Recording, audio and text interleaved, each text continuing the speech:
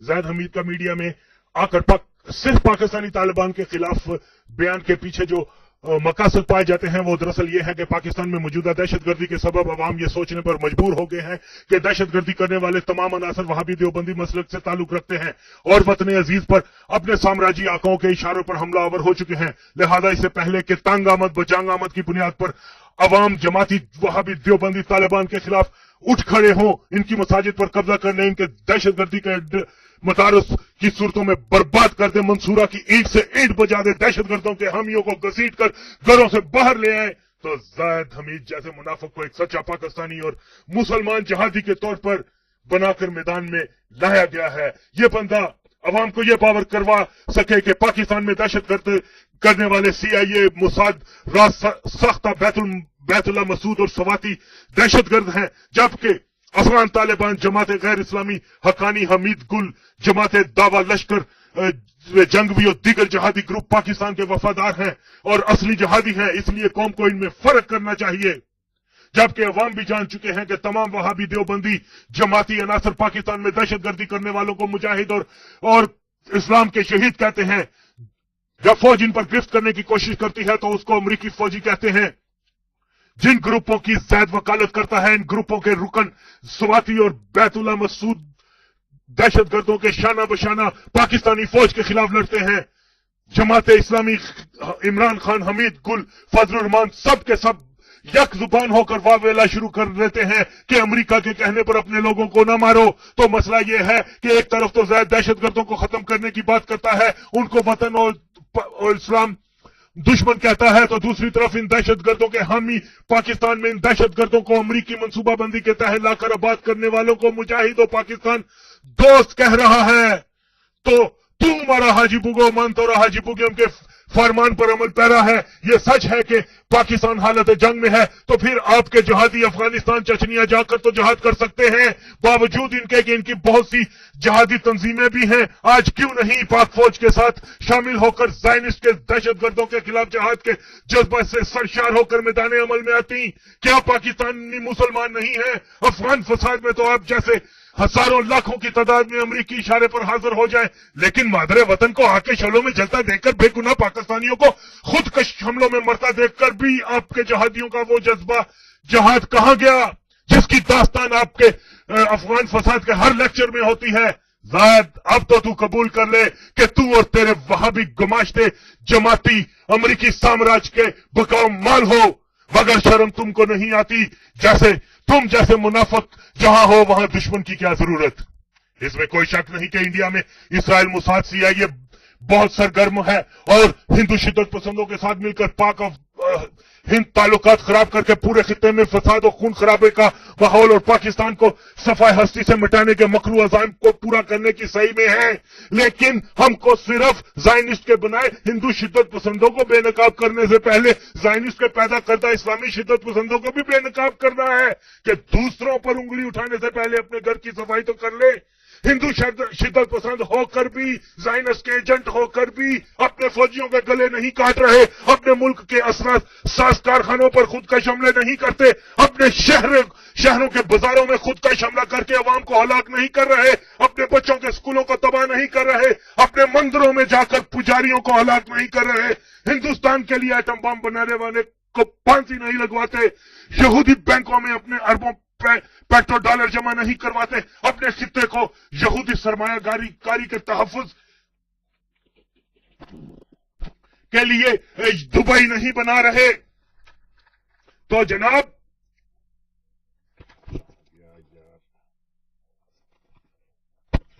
جبکہ زائنسٹ کے بنائے ناپاک وہابی جماعتی دیوبندی اخوان، حزب تحریر، طالبان، لشکر جنگوی، جماعت دعوی، سپہ صحابہ، بیت اللہ مسعود، القاعدہ جیسے شدت پسند گروپ ہندو شدت پسندوں کی نسبت یہود کے مکروہ عزائم کی تکمیل میں زیادہ سرگرم عمل ہے، جس کی تاریخ میں بہت سی مثالیں ہیں. مصر میں زائنسٹ کی بنائی اخوان المسلمین نے CIA اور موساد کی مدد سے اپنے ہی وطن میں فساد کیا، جسے بے شمار کلمہ گوں کا خون ہوا. جمال ناصر کیونکہ امریکی نواز نہیں تھا، جس بنا پر نام نہاد اسلامی لوگوں نے یہود و امریکہ کے کہنے پر فساد و انتشار برپا کیا. یہی حال شام کا تھا جہاں پر اخوان المسلمین کے دہشت گردوں کو یہودی کمانڈوز نے تربیت دی اور پھر شام میں فساد و انتشار پیدا کرنے کے لیے جھونک دیا۔ ہوما شہر پر وہابی دہشت گردوں نے قبضہ کر کے 25,000 مسلمانوں کو شہید کرنے کے بعد بحیرہ روم میں اسرائیلی بحری جہازوں میں فرار ہو کر یورپ اور امریکہ میں پناہ لے لی، جبکہ شامی حکومت نے مغربی حکومتوں اور اقوام متحدہ سے مطالبہ بھی کیا کہ یہ دہشت گرد ہیں، ان کو واپس کیا جائے، لیکن زائنسٹ کے بنائے آدم کش وحشیوں کو حوالے نہ کیا گیا۔ انڈونیشیا میں نام نہاد اسلام پسندوں نے CIA کے ساتھ مل کر لاکھوں مسلمانوں کے خون سے ہولی کھیلی۔ الجزائر میں زائنسٹ کے سلفیوں نے اسلام کا نام استعمال کر کے اپنے ہی ہم وطنوں کے بچوں عورتوں سمیت سرتن سے جدا کر دیے اور آبادیوں کو زندہ نظر آتش کر دیا۔ تم جس غدار CIA اور زائنسٹ غلام ضیاء کو اسلام کا سپہ سالار اور شہید کہتے ہو، اس کانے دجال نے اپنے امریکی آقاؤں کی خوش ندی کے لیے 15 لاکھ افغانوں کو ہلاک کروا دیا۔ یہود کے حکم پر 17,000 ان فلسطینی مجاہدوں کو شہید کیا جو یہودی فوج کا ڈٹ کر مقابلہ کرتے رہے، یہودی فوج کا شدید ترین نقصان کرتے رہے، یہود کی فوج کی طاقت کا تلسم توڑ دیا۔ تو پھر جو کام یہود فوج نہ کر پائی وہی کام زید کے شہید الاسلام ضیاء الحق نے کر دکھایا۔ پوری تاریخ گواہ ہے کہ نام نہاد اسلام پسندوں نے ہر موقع پر یہود اور زائنسٹ کے اعلی کار بنتے ہوئے مسلمانوں کو مارا اور زائنسٹ کی مدد فرمائی۔ زید کے ہیرو ضیاء نے پاکستان میں اپنے جابرانہ اقتدار کے لیے عوام کے بنیادی حقوق ضبط کیے، بے گناہوں کو پھانسیاں دی گئی، بے شمار لوگوں کو قید کیا، ساوک کی طرز پر تشدد کیا، اپنے اسلام کے نام کا استعمال غلط کیا اور بے شمار جرائم کا مرتکب ہوا جس کی سیاہ تاریخ بہت طویل ہے۔ اور آج پاکستان جس تباہی کے دانے پر کھڑا ہے اس کا ذمہ دار ضیاء ہی ہے۔ اور زید حمید بے غیرتی کی حد تک جا کر اس یہودی زائنسٹ گماشتے کو شہید اور پاکستان اور اسلام کا ہیرو بنا رہا ہے، تو کسی کو شک نہیں ہونا چاہیے کہ زید خود کیا ہے اور کس نظریے کو پروموٹ کر رہا ہے۔ زائنسٹ کے بنائے نام نہاد اسلام پسندوں نے امت مسلمہ کو پسماندہ رکھنے کے لیے اپنے طور پر عجیب و غریب فتوے جاری کرتے رہے۔ مصر میں جب روسی انجینئر اسون ڈیم بنانے آئے تو نجدی علماء نے پورے مصر کو کافر قرار دے دیا کہ اسلامی ریاست میں کافر ڈیم بنانے آگے ہیں، اور جبکہ امریکی کافر فوج کے سعودی عرب میں اڈوں پر سقوط کیا۔ جس اسلامی حکومت نے اپنے ملک کے دفاع کے لیے ایٹم بم بنانا چاہا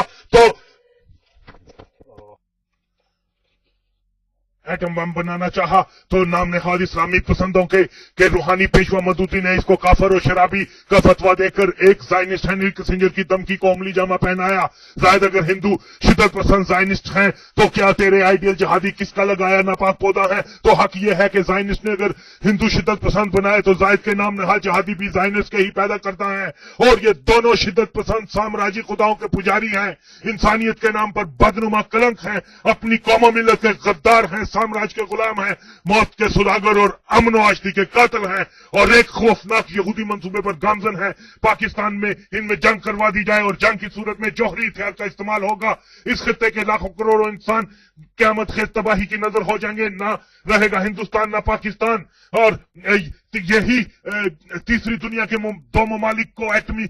طاقت بننے کی سزا دی جائے گی، اور پھر اقوام متحدہ میں جا کر ایک قانون منظور کروا لیا جائے گا کہ کسی بھی ریاست پر اگر ایٹم بنانے کا شک ہو تو امریکہ وہاں پر قبضہ کر لے، نیو ورلڈ آرڈر پر عمل درآمد شروع ہو جائے گا، جو ہر کس سامراجی طاقتوں کے ظلم کی انتہا ہے۔ بھارت کے حکمرانوں کو اور عوام کو بھی سمجھنا ہوگا کہ وہ تیسری دنیا کا ہی ایک ملک ہے۔ امریکہ اور زائنسٹ ان کو استعمال کرنے کے بعد چھوڑ دیں گے، اور